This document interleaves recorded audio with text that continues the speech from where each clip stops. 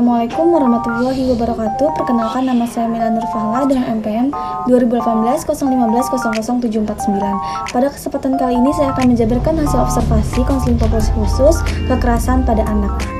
Selamat menyaksikan. Anak merupakan tumpuan dan harapan orang tua. Anak jugalah yang menjadi penerus bangsa ini, sehingga wajib dilindungi maupun diberikan kasih sayang. Namun fakta berkata lain. Maraknya kasus kekerasan pada anak sejak beberapa tahun ini seolah membalikan pendapat bahwa anak perlu dilindungi. Begitu banyak anak yang menjadi korban kekerasan, keluarga, lingkungan maupun masyarakat dewasa. Pasal 28B ayat 2 menyatakan bahwa setiap anak berhak atas kelangsungan hidup, tumbuh, dan berkembang serta berhak atas perlindungan dari kekerasan dan diskriminasi. Seperti yang kita ketahui bahwa Indonesia masih jauh dari kondisi yang disebutkan dalam pasal tersebut. Di Indonesia, salah satu masalah besar yang marak diperbincangkan adalah tindak kriminal terhadap anak, mulai dari kekerasan, pembunuhan, penganiayaan, dan bentuk tindakan kriminal lainnya yang berpengaruh negatif pada kejiwaan anak. Seharusnya seorang anak diberi pendidikan yang tinggi, serta didukung dengan kasih sayang keluarga agar jiwanya tidak terganggu. Hal ini terjadi karena banyak keluarga yang menganggap kekerasan pada anak itu adalah hal yang wajar. Mereka beranggapan kekerasan adalah bentuk dari mendisiplinkan anak. Mereka lupa bahwa orang tua orang yang paling bertanggung jawab dalam mengupayakan kesejahteraan, perlindungan, peningkatan kelangsungan hidup, dan mengoptimalkan tumbuh kembang anaknya. Keluarga adalah tempat pertama kali anak belajar mengenal aturan yang berlaku di lingkungan keluarga dan masyarakat.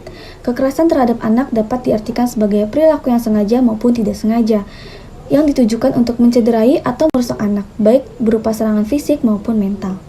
Selanjutnya, deskripsi karakteristik klien. Narasumber bernama SP, seorang perempuan berusia 17 tahun. Ia merupakan korban kekerasan yang dilakukan oleh ayahnya sendiri. SP mengalami perlakuan kasar sejak ayah dan ibunya bercerai.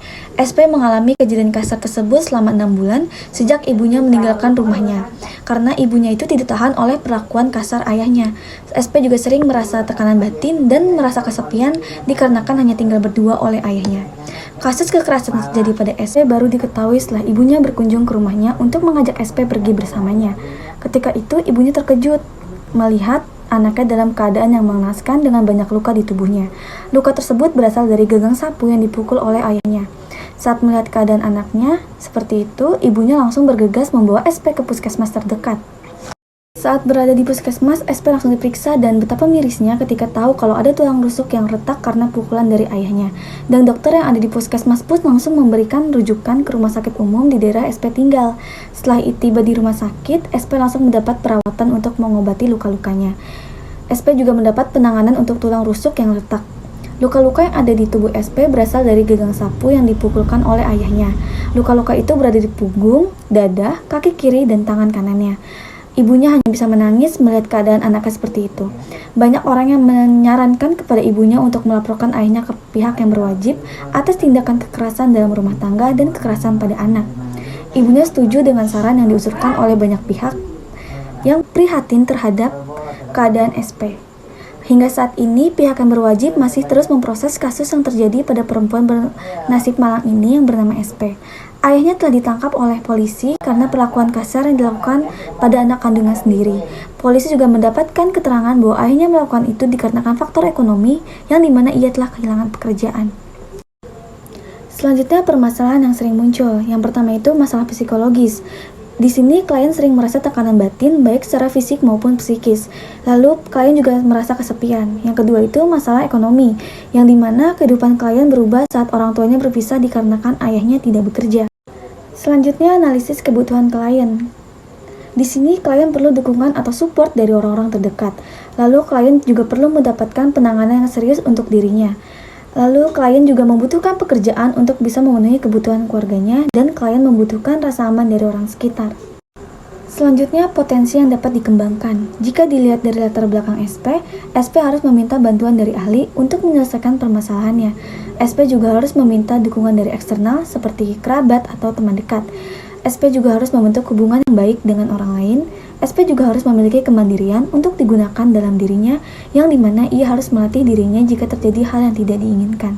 Selanjutnya, layanan BK yang tepat untuk diberikan kepada korban kekerasan. Di sini saya memberikan layanan konseling individu karena peran layanan konseling individu ini di sini meningkatkan kepercayaan diri korban kekerasan. Lalu proses layanan konseling individu dilakukan untuk memberikan motivasi dan meyakinkan konseli dalam menghadapi permasalahan. Proses ini membantu meningkatkan kepercayaan diri korban kekerasan. Hal ini dapat dilihat dari beberapa perubahan yang terjadi, seperti mulai memberanikan diri untuk speak up, teratur dan terbuka dalam berbicara, dapat mengelola emosi, dan percaya diri dengan tampil di lingkungan masyarakat. Lalu di sini saya juga memberikan layanan konseling traumatik. Kenapa? Karena menurut saya korban ini mengalami trauma yang begitu dalam. Nah, konseling traumatik itu konseling yang diselenggarakan dalam rangka membantu konseli yang mengalami peristiwa traumatik agar konseli dapat keluar dari peristiwa traumatik yang pernah dialaminya dan dapat mengambil hikmah dari peristiwa trauma yang tersebut. Kurang lebih seperti itu penjabaran hasil observasi saya pada kekerasan anak. Kurang lebihnya mohon maaf. Wabillahi taufiq wal hidayah. Wassalamualaikum warahmatullahi wabarakatuh. Terima kasih.